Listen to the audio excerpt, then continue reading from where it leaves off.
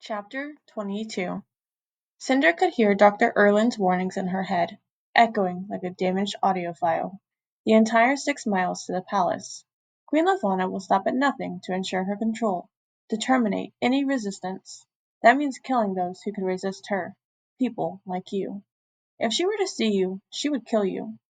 And yet if something were to happen between the apartment and the palace to this android, who had real information on the missing lunar princess, Cinder would never forgive herself.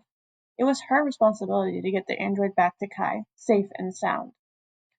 Besides, the palace was a huge place. What were the chances she would run into the Lunar Queen, who probably didn't intend to spend much time socializing with the citizenry anyway?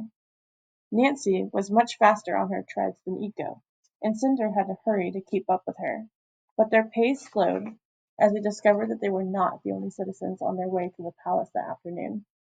At the base of the cliff the main road had been blocked off, as it left the city behind and became the private drive of the palace. Shaded by twisted pines and drooping willows, the winding street was filled with pedestrians, making their slow way up the hill. Some walked alone, others in large cliques. Their conversations reached Cinder, irate and determined, arms flying in mad gestures. "We don't want her here." What could His Highness be thinking? The growing roar of the mob echoed down the road, hundreds, perhaps thousands of angry voices chanting in unison, "No Moon Queen! No Moon Queen! No Moon Queen!" Turning the last corner, Cinder's gaze fell on the crowd up ahead, filling up the courtyard before the palace's maroon gates and spilling down the street. It was barely contained by a flustered row of security guards. Signs bobbed over their heads. "War is better than slavery. We need an empress, not a dictator, not alliance with evil." Many included the Queen's veiled image slashed with red X's. Half a dozen news hovers circled the sky, capturing footage of the protest for global broadcasting. Cinder skirted the edge of the crowd, shoving her way to the main gate while trying to shield Nancy's compact body with her own. But upon reaching the gate she found it closed and guarded by both humans and androids, standing shoulder to shoulder. "Pardon me," she said to the closest guard. "I need to get into the palace." The man stretched his arms toward her, pushing her back a step. "No entrance to the public today." "But I'm not with them." She placed her hands on Nancy's head.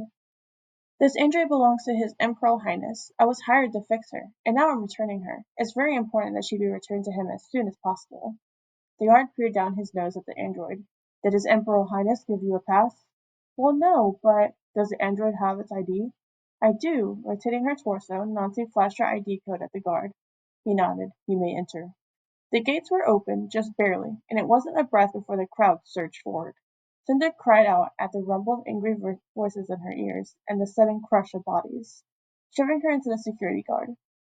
Nancy rolled through the gate without hesitation, but when Cinder moved to slip through behind her, the guard blocked her with his arm, straining against the crowd. Just the android. "But we're together!" she yelled over the chanting. "No pass, no entry." "But I fixed her. I need to deliver her. I need to collect payment." Even she was put off by the whining in her voice.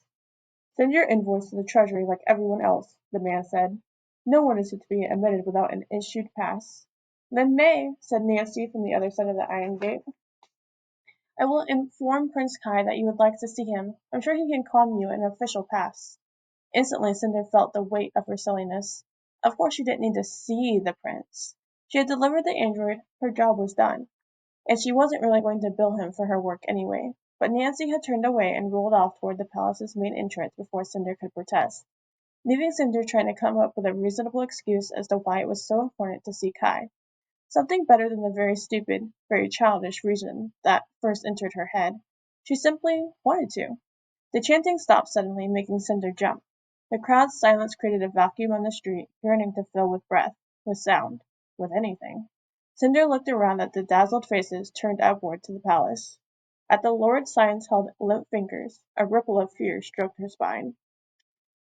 She followed the gazes of the crowd up to a balcony that jutted from one of the palace's highest stories. The Lunar Queen stood with one hand on her hip, the other on the balcony's railing. Her expression was stern, bitter, but the look did nothing to dispel her uncanny beauty. Even from afar Cinder could make out the pale luminance of her skin, the ruby tinge of her lips. Her dark eyes were scanning the silenced crowd, and Cinder shrank back away from the gate. wanting to disappear from the empty faces. But the shock and terror were short-lived. This woman was not frightening, not dangerous. She was warm, welcoming, generous. She should be their queen. She should rule them, guide them, protect them.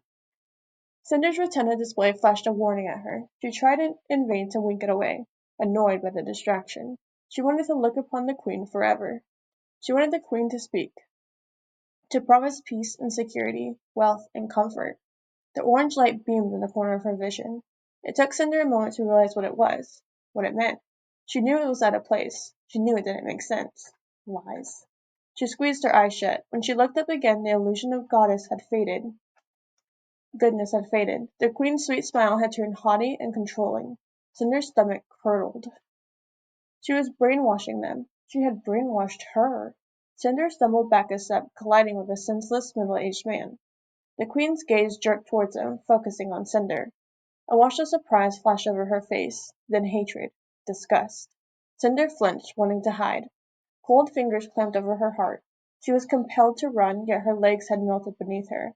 Her retina display was drawing confused lines over her vision, as if it couldn't stand to look upon the queen's glamour a moment longer.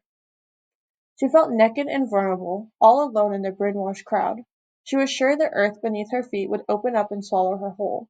She was sure the queen's gaze would turn her into a pile of ashes on the cobblestone road. The queen's glower darkened until Cinder began to feel that tear ducts or not, she would burst into tears. But then the queen spun away, her shoulders back as she stormed into the palace. With the queen gone, Cinder expected the crowd to take up their protests again, even angrier that she had dared show herself. But they didn't. Slowly as if sleepwalking, the crowd began to depart. Those with signs let them fall to the ground, to be trampled and forgotten. Cinder pulled back against a wall bordering the palace, out of the way as the citizens meandered past.